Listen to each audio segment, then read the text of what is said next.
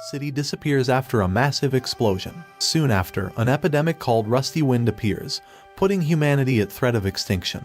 A disease that starts gradually rusting people's bodies until they reach a fatal state. We follow the story of Bisco Akaboshi, a wanted criminal from the Mushroom Guardians clan, who's looking for a legendary mushroom that can save his master from a rusty wind death and the whole world. Our story begins with a monk attempting to cross the Gunma border when he comes upon a wanted poster with an 800,000 sol reward for Bisco Akaboshi. According to the border officer, Bisco is a wanted mushroom terrorist who transformed Mount Akagi Mountain. He further states that mushroom keepers are known as mushroom terrorists. Some strange power to grow mushrooms after firing his arrow.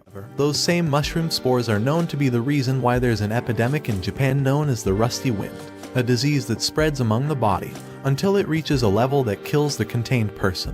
The officer examines the monk's documents before letting him go, but notices the bow in his possession and reminds him that monks are not supposed to own weapons. Suspicious of it, the officer shoots the monk because he believes him to be a fake. But when the bandages on his wounds are scratched, it is shown to be the real Bisco Akaboshi, who reacts by shooting an arrow at the gate, setting off a mushroom explosion. He quickly calls out to his master and father figure, Jabi, telling him they have failed and must wake Akutagawa, a giant crab, to flee away and escape the armed hippos chasing them. One of the hippos manages to jump on them, but Bisco uses his crazy strength to throw the hippo away. After fleeing, they choose to spend the night somewhere outside of Imahama City's limits, where he examines Jabi's rust illness and administers his medication.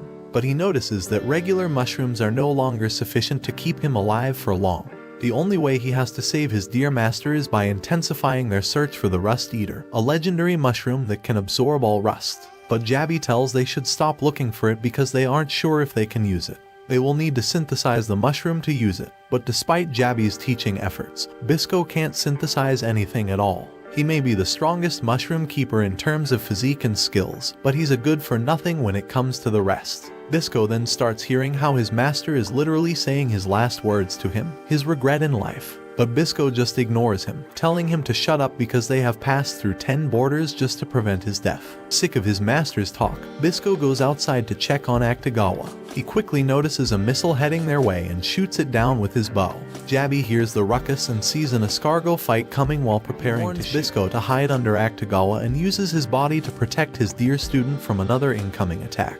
Bisco, feeling angry and fearful of losing his father figure, shoots an arrow at the escargot, breaking its armor and taking it down. He takes Jabi with him inside Imahama City, where he seeks Milo, a famous doctor, to cure his master. He barges into his clinic and threatens Milo, who is also known as Panda due to his black eye, to save his master. Otherwise, he will be dead meat. Milo says it's forbidden to synthesize medicine without permission.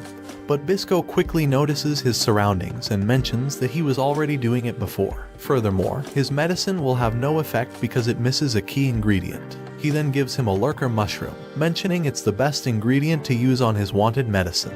He once again asks him to create a medicine, but Milo notices Jabi's injuries and says he needs to operate the old man. Meanwhile, some men in masks outside the clinic ask Bisco to surrender or they will kill him.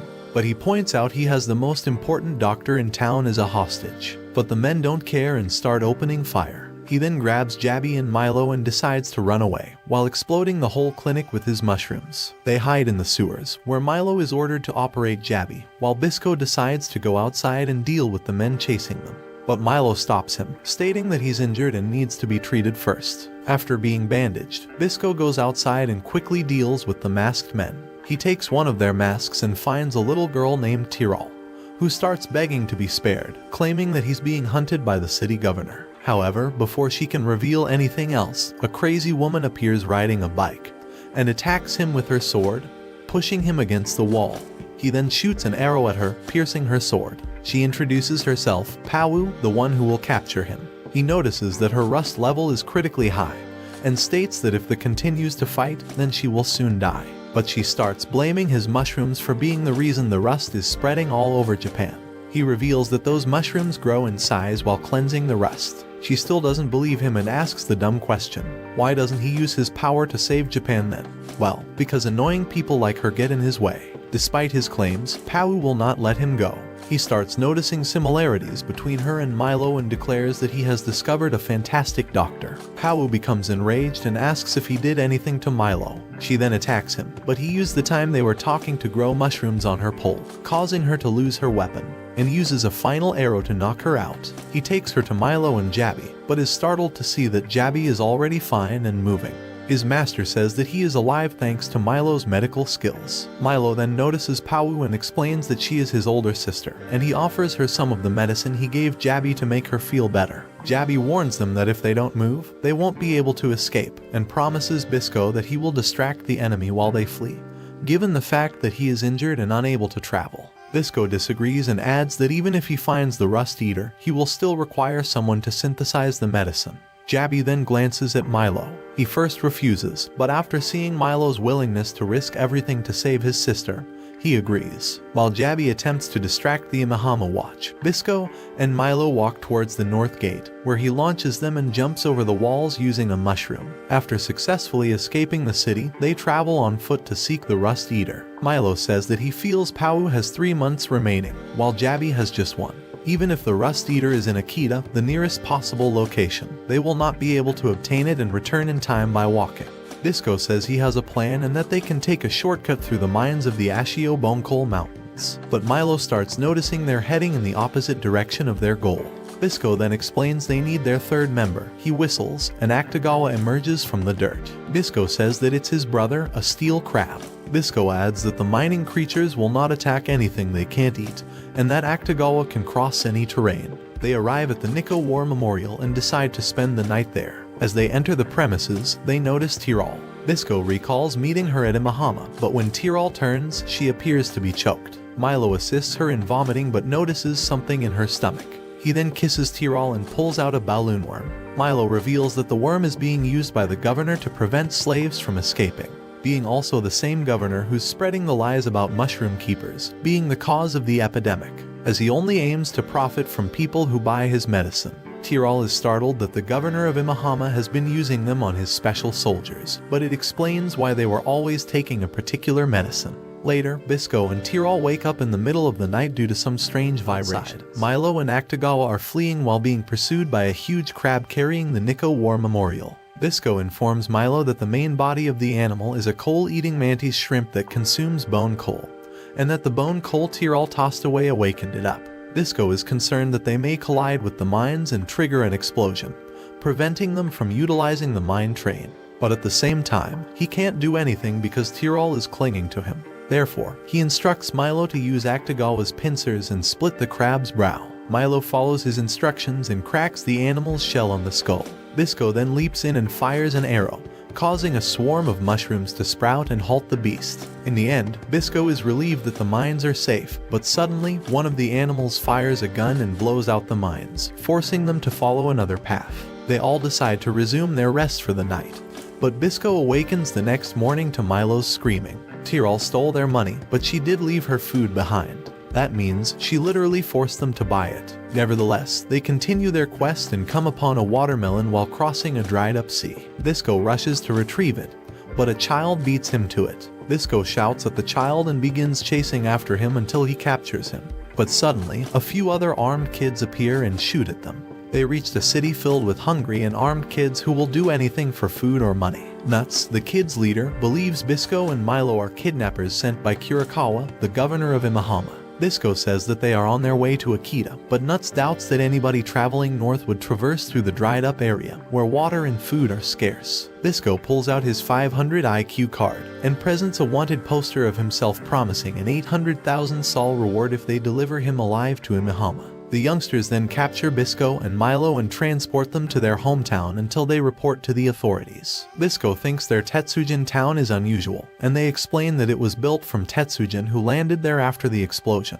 Bisco notices a harpoon on the wall and asks about it. Nuts tells that it belonged to his father, who was head of the community but died after standing up to Imahama. Nuts heads down, leaving Kusuk to care after Bisco. Bisco recognizes the train route map and how he utilized an underground tunnel as Kusuk is looking at a map. Kusuk is excited and tells that a mushroom keeper saved his life when he was young, and he offers the map to Bisco because his father always wanted to thank the mushroom keepers. Then Kusuk departs, asking Bisco to be a good puppy and stay put. However, the city is suddenly attacked by blowfish because the weather is unusual, making them active. Furthermore, food is limited, so their best option is to feed on humans. The children begin to battle the fish but are helpless. Bisco leaps on one of them as it captures Kusuk and breaks it in half with the harpoon. Nuts asks how he escaped, and Bisco reveals that the shackles and bars were corroded and no issue for him.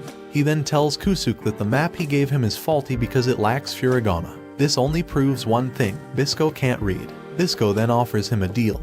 He will shoot one arrow for every station he can correctly identify from the map in order from top to bottom. Kusuk then begins naming the stations, while Bisco shoots the fish, making mushrooms grow and destroying them. Bisco then leaps back to his feet and summons Akutagawa and Milo, claiming they will head to their next location. They soon arrive at Shimabuki, a snow-covered area, but as natural, it's cold as hell, forcing him to locate a trading camp to seek shelter and warm up. Bisco discovers a clump of snow with something coming out of it, and when he pulls it, they discover Tyrol, who is almost dead from hypothermia. They set up a tent for Tyrol to recover, and she later explains that she repaired a chopper and was on her way to Miyagi, but it was shot down by anti-aircraft artillery. Bisco explains it's karma, she did bad things all her life, therefore she will get bad things in return.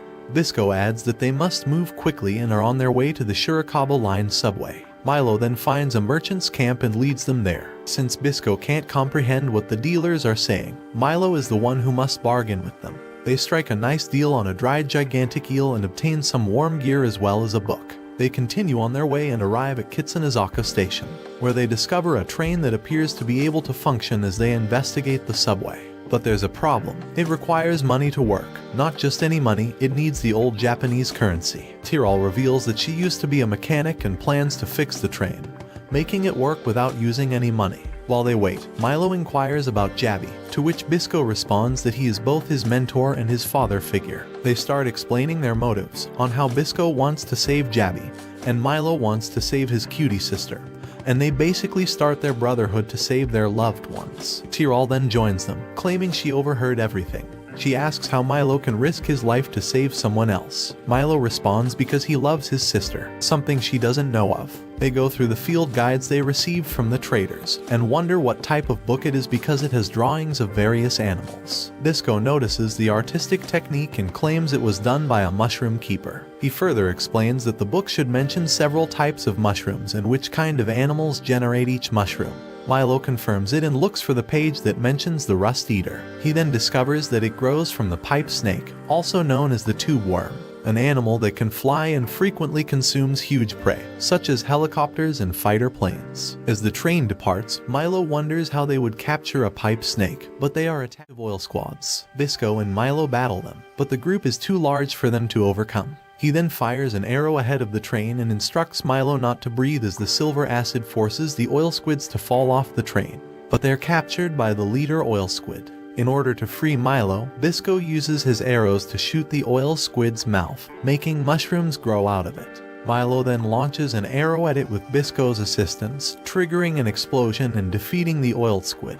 They manage to emerge from the tunnel, reaching the Weeping Child Ravine. Milo spots some mushrooms in blue smoke as he looks down. Bisco reveals that those mushrooms are what they've been looking for, the rust eater. The oil squid is then suddenly grabbed by a huge bird, but the bird is devoured by a massive pipe snake. Bisco decides to capture it, but Paolu appears on her bike, claiming she will bring divine punishment to him.